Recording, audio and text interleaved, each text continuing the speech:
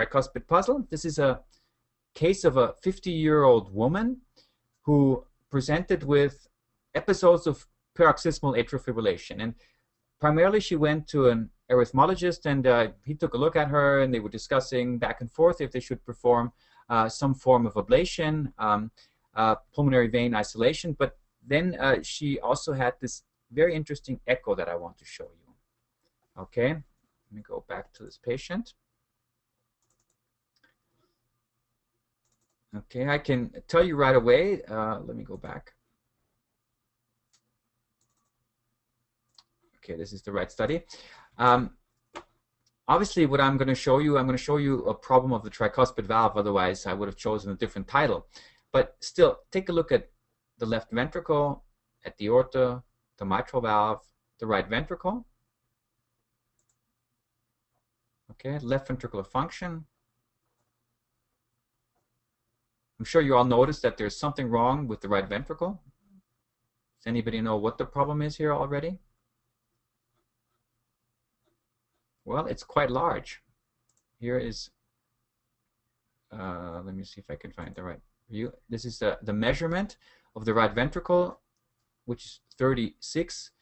In this rather slim young woman, I would expect maybe 32 to be the upper limit of normal. And even if you perform volume measurements, you would get volumes which show you that the right ventricle is dilated. Okay, Yvonne, perfect. Congratulations, you've got the problem right. What she has is volume overload. That's why the right ventricle is dilated. Yeah, I see you guys are really good. You have to stick with me more than you can probably take over my job sooner or later. Okay, but just as Yvonne said, she has volume overload, obviously, because she has tricuspid regurgitation. And this is the image which displays tricuspid regurgitation. How do I know that it is severe? Well, you can see that there is a lot of flow convergence. If I freeze the image here and just go back a few frames, here we are. Okay, this is fairly large, right? So we have a large vena contracta and also a large flow convergence zone. Right here are the measurements. So it's over 0.6 centimeters. Now, I would not usually do these measurements. I just want to show you for you to get a feel of how large it is. Usually, it's enough if you just eyeball these vena contracta and flow convergence zones. Here's another view of the right ventricle, which is basically a short axis view where you can see the inflow of the inferior vena cava, and where you can also see the flow across the tricuspid valve, and this is the regurgitation here. Also, a lot of flow convergence, so there is no doubt that tricuspid regurgitation is severe. What else shows me that tricuspid regurgitation is severe? Does anybody know? Does anybody want to answer maybe? Okay, well, I can give you the answer. Because right ventricle is dilated. This shows you that the tricuspid regurgitation causes enough volume overload to dilate the right ventricle. And then there is one other thing. If you look at the pulmonary artery, you can see that it is also dilated, 25 millimeters. Now, this does not have to be present in patients with tricuspid regurgitation, but it just shows you that there's something wrong with the right ventricle. Yes, the reflux in the vena cava inferior is also something that you can look at. This is the inferior vena cava right here. Let me just give you a bit more again. However, this is during inspiration, and we can see that the inferior vena cava is completely collapsed.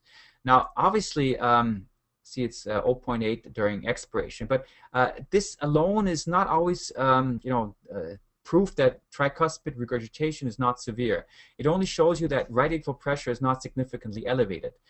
To show that there's retrograde flow, there's two things that you would have to do. Is one, use color Doppler. You can see how the color flow goes back into the hepatic veins, or you can use post-wave Doppler, and you can also use contrast. You would see that the contrast regurgitates very far into the inferior vena cava and into the hepatic veins. But honestly, I usually don't need this. This is something that is something you might also see, but the diagnosis, I think, especially in this case, is quite clear.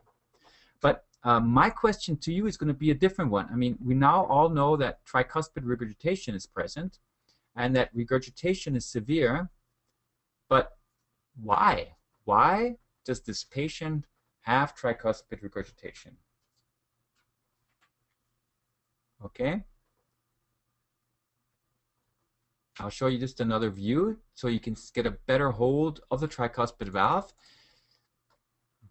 So this is I would say, kind of an atypical view, somewhere between a peristernal and an apical view, where we see a long axis view of the right ventricle.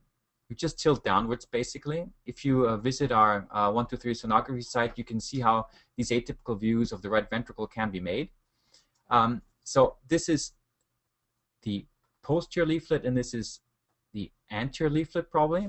And now my question is going to be, right, coming up, 1 second. Okay, here's the question. What do you think is the cause for tricuspid regurgitation? Is it morbus Epstein? Is it tricuspid valve dysplasia?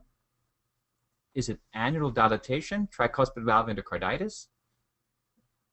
Or does anybody see a flail leaflet of the tricuspid valve?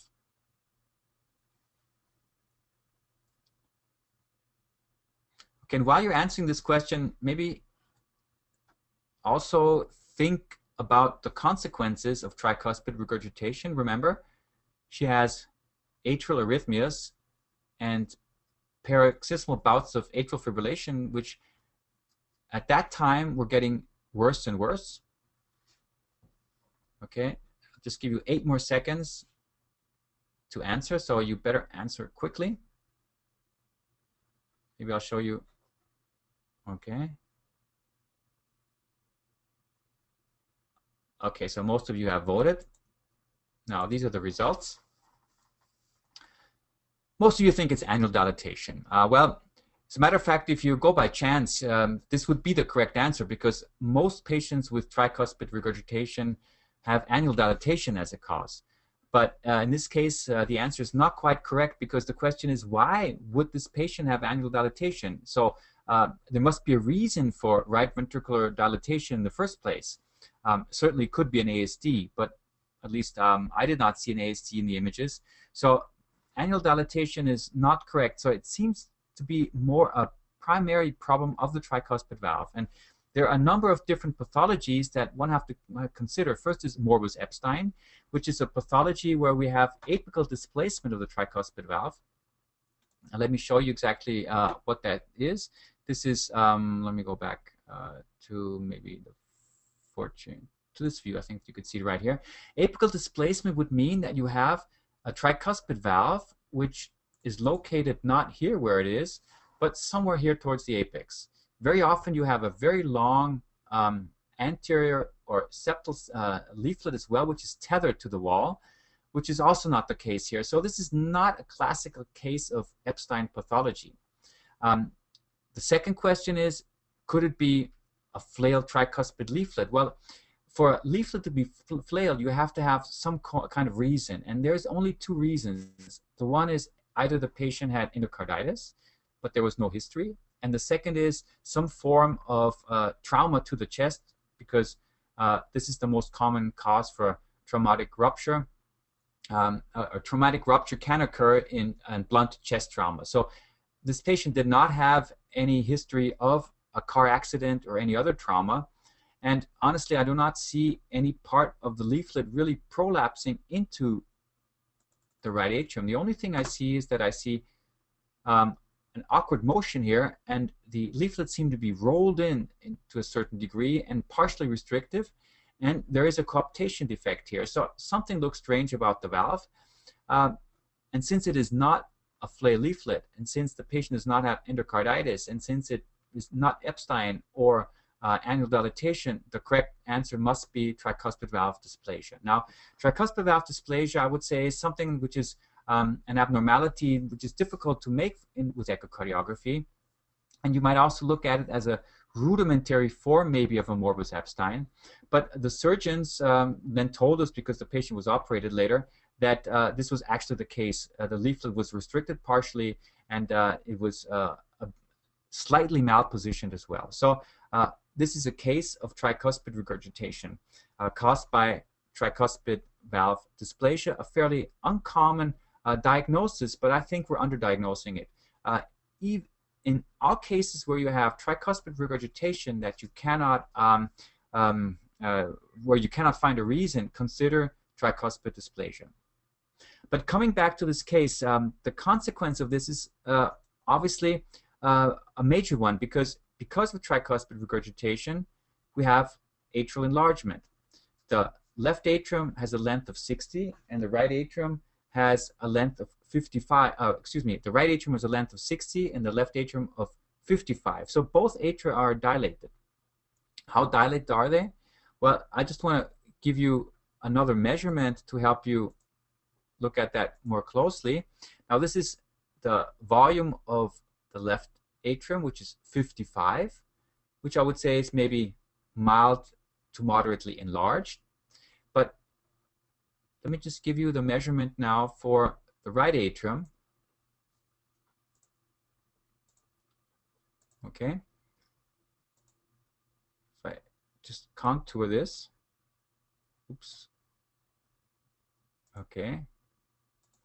This is 82, and a volume of 82. This is significantly enlarged. This is moderate to mildly enlarged right atrium size. And I think this is probably also the reason why this patient has her atrial arrhythmias. In other words, biatrial enlargement causing atrial fibrillation.